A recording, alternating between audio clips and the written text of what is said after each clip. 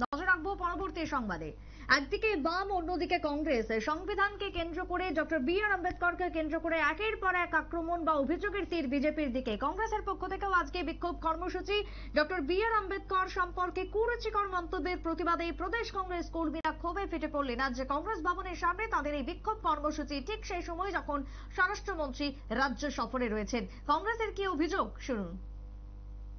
প্রণেতা ভারতবর্ষের প্রত্যেকটা মানুষের যে অধিকার দিয়েছেন, সেটা এসটি হোক, এসসি হোক, ওবিসি, মাইনরিটি, এই দেশের প্রত্যেকটা নাগরিকের অধিকার যিনি দিয়েছেন তিনি বাবা সাহেব আম্বেদকর। সেই সংবিধানের মধ্যে দিয়ে বাবা সাহেব আম্বেদকর আমাদের কাছে ফ্যাশন নেয়, বাবা সাহেব আম্বেদকর আমাদের কাছে ইন্সপিরেশন, বাবা সাহেব আম্বেদকর আমাদের কাছে মোটিভেশন।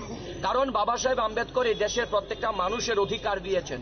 এই দেশের একজন স্বৈরাচারী শাসকের যিনি নেতৃত্ব দিচ্ছেন, রাহুল গান্ধী বারবার সংসদে দাঁড়িয়ে একটাই কথা বলেছেন যে বিজেপি এবং আরএসএস এর তাদের মূল লক্ষ্য এবং উদ্দেশ্য, এরা হচ্ছেন সংবিধান বিরোধী, আম্বেদকর বিরোধী, এরা দেশের গণতন্ত্র বিরোধী।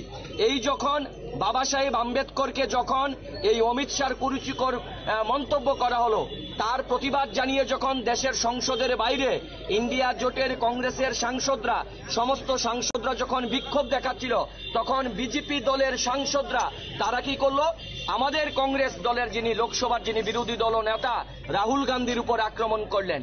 এবং এই রাজ্যসভার যিনি আমাদের রাজ্যসভার যিনি বিরোধী দল নেতা এবং কংগ্রেস নেতা শাহজাহান ইসলামের বক্তব্য আপনারা শুনলেন। কংগ্রেসের পক্ষ থেকে অভিযোগ, এবং ঠিক সেই সময় যখন স্বরাষ্ট্রমন্ত্রী অমিত শাহ রয়েছেন রাজ্য সফরে, এবং তখনই সংবিধানকে কেন্দ্র করে ডক্টর বি আর আম্বেদকরকে কেন্দ্র করে যে কুরুচিকর মন্তব্য অমিত শাহের, তার বিরুদ্ধে তীব্র প্রতিবাদ উঠে আসলো কংগ্রেসের পক্ষ থেকে। ছোট্ট একটা বিরতির পর ফিরছি, সঙ্গে থাকুন।